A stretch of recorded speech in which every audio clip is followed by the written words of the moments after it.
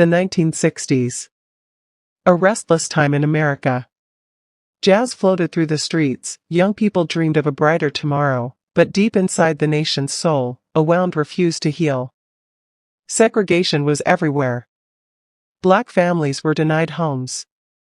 Children were pushed into separate schools. Entire communities were treated as if they were invisible. And in the middle of this storm stood a boy from Brooklyn. His name was Bernie Sanders. Bernie didn't come from money or privilege. His father was a poor immigrant who worked every single day just to keep food on the table. Bernie knew struggle. He knew what it meant to live with less.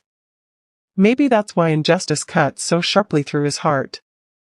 He couldn't accept the idea that some people were told they were worth less because of the color of their skin. At the University of Chicago, Bernie found his fire. He joined hands with students and activists, young men and women who were tired of waiting for freedom to arrive. The meetings were crowded with tension, voices shaking with both fear and courage. Bernie sat there, listening, learning, and then standing up to lead. One cold afternoon, he marched with fellow students to protest against unfair housing policies. Black families were being denied apartments simply because they were black. The air was thick with chants, the crowd demanding justice. And then, chaos. Police arrived, shoving, shouting, ordering everyone to move. But Bernie refused. His face was set, his body still. An officer lunged. Hands grabbed his arms. Cameras flashed. And in that instant, time froze. A photograph was taken, Bernie Sanders, barely in his 20s, hair wild, face defiant, being dragged away by police. He wasn't a senator then. He wasn't a politician. He was just a young man who couldn't stay silent.